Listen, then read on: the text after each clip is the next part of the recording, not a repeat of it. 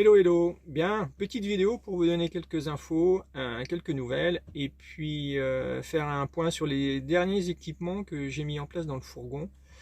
On va voir tout ça aujourd'hui. Déjà il fait toujours aussi froid, même glacial, brouillard, il y a même eu, là je suis en Sologne, brouillard, il y a eu de la neige, enfin c'est vraiment un temps plus que moche. Vraiment c'est la saison que je déteste le plus. Par rapport aux derniers équipements que j'ai mis en place, si vous vous souvenez, j'avais investi dans un groupe électrogène. Franchement, j'en suis hyper content. Il fonctionne vraiment très très bien. Là, il est dehors forcément, hein, parce que ça marche dehors, ce genre d'appareil. Il fonctionne, vous voyez, on n'entend strictement rien. Et puis, il est vraiment très efficient. Il remplit pleinement sa mission, à savoir recharger les batteries. Celle du vélo, celle du fourgon, enfin la batterie cellule. Et puis ça me permet voilà, d'économiser la batterie quand je ne bouge pas trop. Donc voilà l'installation avec le fil de terre. C'est quand même plus sécurisant. Donc il y a l'emplacement pour le fil, voilà. Et puis moi j'ai tiré un petit câble que je plante dans la terre avec une sardine. Et ça fait l'affaire. Comme ça, pas de problème, je ne resterai pas accroché aux appareils électriques. Ça fonctionne très bien. No soucis. Bon, puis vous allez voir, à l'intérieur, on n'entend strictement rien. Pourtant, vous voyez, il est pratiquement collé au fourgon. On va aller à l'intérieur, vous allez voir. Donc, vous voyez, le voyant orange est bien allumé, ce qui indique que le fourgon il est branché sur le 220. Donc tout va bien. Et puis écoutez, vous voyez, on n'entend rien. Donc c'est top. Impeccable. Bon voilà, la batterie se recharge. On va attendre un peu, une petite heure. Et ce sera tout bon. C'est vraiment un équipement hyper utile, surtout en hiver. Hein. L'été il le sera moins et il me permettra simplement de recharger les batteries de mon vélo. Voilà, mais bon, ça c'est un impératif aussi parce que l'année dernière j'étais pas mal embêté avec ça, surtout en Espagne où j'étais toujours à la recherche d'une prise de courant quand j'avais plus de batterie sur le vélo.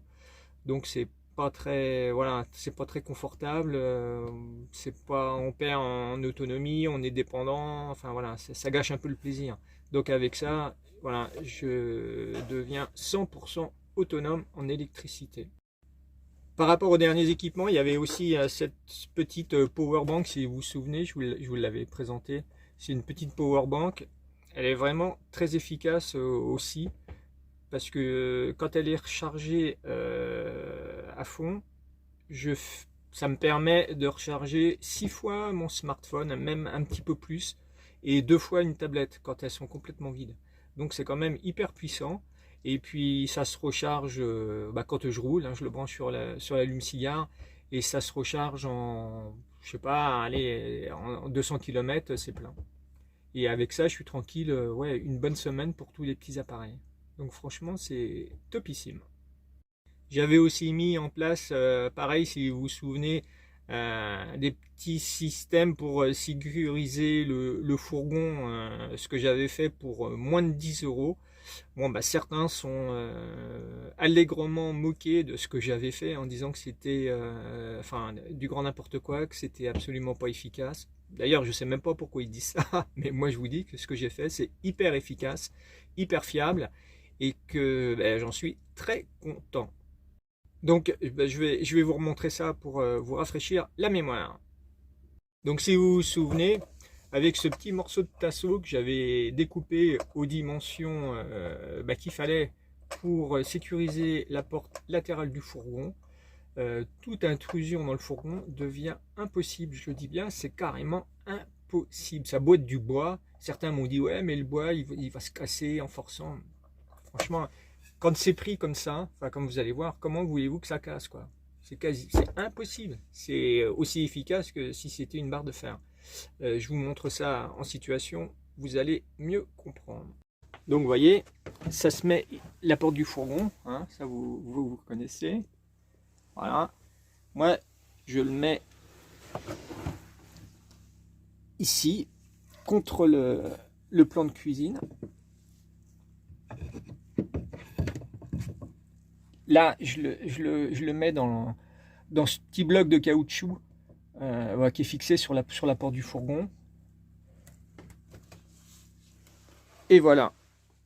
Et avec ça, je vous garantis que ça devient inviolable. Donc c'est hyper sécurisant. Et ça, tout le monde peut le faire. Pour un coût de, allez, 1 €. J'avais aussi équipé la porte arrière avec ce loquet. Si vous vous souvenez, je vous remontre.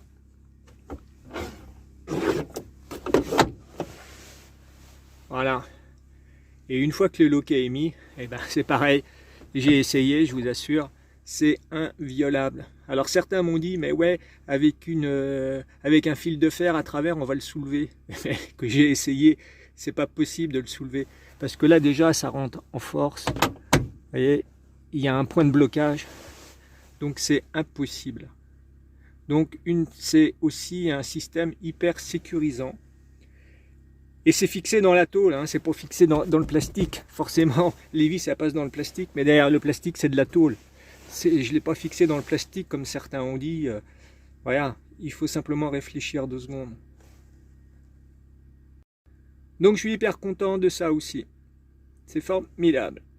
Donc, difficile de se projeter en ce moment dans les voyages, hein, tant à cause du fameux virus que tout le monde connaît, de la météo, le prix de l'essence et du gasoil qui atteint des sommets franchement plus que astronomiques. Donc ben voilà, tout ça c'est en train de s'éclaircir dans ma petite tête. En termes de voyage, je vous ai déjà parlé que je projetais de partir en Bulgarie. Bon, la destination en Bulgarie risque d'être revue et corrigée. On est en train d'y réfléchir. Je dis on, pourquoi? Eh bien, tout simplement parce que j'ai été en contact avec un des abonnés de la chaîne. Et cet abonné est intéressé pour partir ou partager cette aventure plutôt avec moi. Donc on a échangé pas mal, on s'est mis d'accord, le contact semble plutôt bon. Donc il y a de fortes chances qu'on parte ensemble courant mars, peut-être même que avril. Enfin voilà. Donc on s'est pas encore rencontré physiquement, on a beaucoup échangé par téléphone. Donc on a prévu de se rencontrer très prochainement, justement pour faire un point sur la destination qui va être l'objet des prochaines aventures. Je vous le présenterai s'il veut être filmé, hein, parce que bon, c'est pas une obligation d'être filmé. Et puis on vous parlera de tout ça, je vous montrerai son fourgon, là encore s'il veut, et puis comme ça vous permettra de mieux nous connaître. Bien, voilà pour les petites infos que je voulais vous faire passer. Maintenant, moi, j'ai hâte de reprendre la route pour de bon, pour une destination sympathique. Donc, comme je vous le disais au début de cette vidéo, ce sera l'objet de la prochaine, où je vous présenterai donc normalement Alain, avec qui je devrais partager cette prochaine aventure. Donc, je vous dis à très vite pour la suite des aventures, bien sûr.